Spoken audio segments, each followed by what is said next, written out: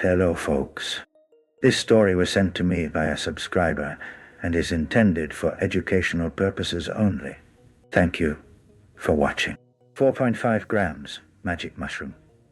When the plant started negotiating, I was always a nature lover, but never expected to get into a full-blown negotiation with plants. I decided to take 4.5 grams of magic mushrooms one sunny afternoon, planning a simple solo hike to clear my head. What happened next was nothing short of absurd and utterly hilarious. Within 30 minutes of eating the mushrooms, the world started to twist and breathe like a living organism.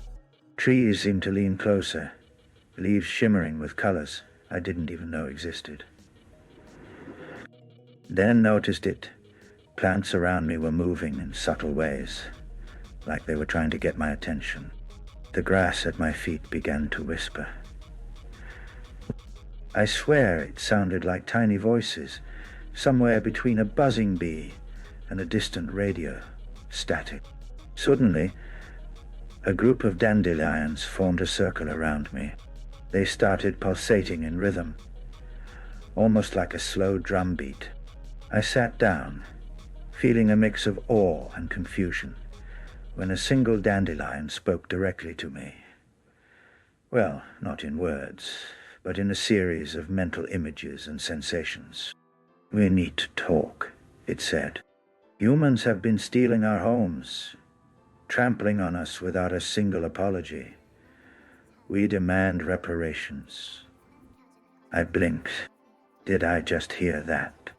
Reparations from dandelions. This was getting weird. But the mushrooms were doing their thing. So I played along. Okay, what kind of reparations are we talking about here? The dandelions waved their fluffy heads, and suddenly the whole forest seemed to join in. Ferns unfurled in dramatic gestures. Bushes rustled like an audience, clearing their throats. The plants were organizing a summit, and I was the unexpected ambassador. Negotiations began.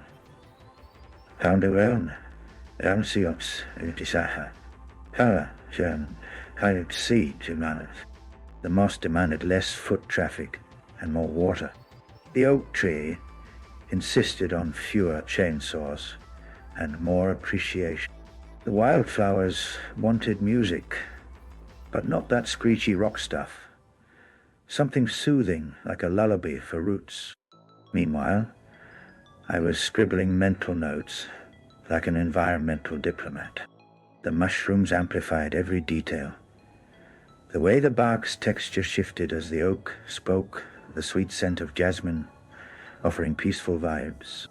Things got weirder when a stubborn cactus interrupted, demanding solar panel hats to protect themselves from the burning sun. The idea was so absurd, I laughed out loud. The cactus seemed proud, nodding with its spiky head. As the hours slipped by, I found myself bargaining for better soil conditions, fair pollination practices, and even an annual festival where humans would celebrate plant life by singing and dancing barefoot.